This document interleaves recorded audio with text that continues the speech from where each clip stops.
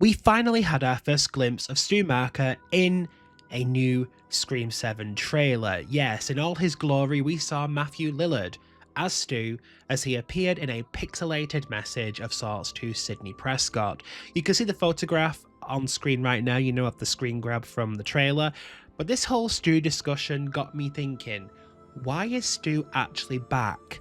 What's the deal with his return? So I thought I would reach out to someone who has allegedly seen, has knowledge on the movie, and given that majority of what he has said in the past year has been accurate, I think we can take this as fact. So potential spoilers. I won't be spoiling too much, but if you're interested in knowing what Stu's role is exactly, you know, the importance of it and so on, then this video is for you. But if you want it to be a surprise and don't want to know anything, then you best turn away before we get into spoiler territory. But I won't be spoiling too much.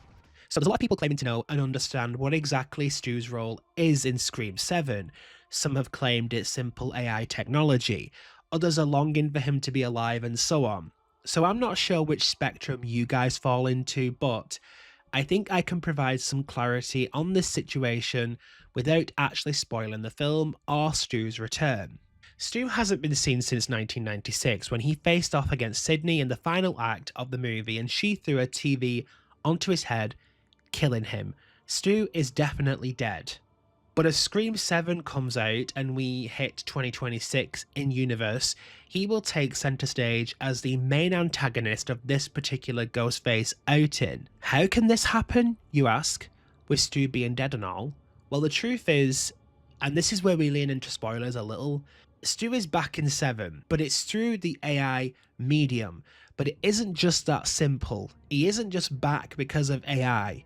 It isn't a basic assumption that the killer is pretending to be him. In actual fact, this killer is getting beneath the very skin of Stu. They're behaving as him, they're talking as him, and his appearance here in the film is the focal point of this whole movie. It will send Sidney, Gale, Mark and co into a You know, I'm sorry for the quality, guys. Like I say, it will get better, but to me, this is just like, art imitating life. You know how they're real meta in the Scream movies. Well, you think about it, like everybody's wanting Stu back. They want Stu back so bad, and they're putting that in the movie. That the killer and all them, they want Stu. They want Stu back. I mean, you get what I'm saying? Like art is imitating life. And they're being really meta. I think that's what's going on here. Even though me myself, I really wish that Stu was coming back and not just AI. I think it'd be really cool to do the cult of Stu. But I kind of figured they'd do this. That it'd be back through AI.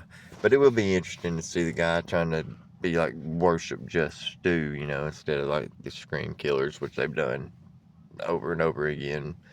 It's pretty much every sequel after the first one is them being influenced by the killers and wanting to do it. So let's hope it's not just a obsessive fan. But we got Kevin Williams back, and all that. So let's see how it goes, guys. I'm gonna wrap this up here. Check out Behind the Mask. You can see the rest of it. It's really good. But I just wanted y'all to see this part about him. His little theory about how Stu's coming back. Let me know in the comments what you guys think. Like and subscribe. Peace out.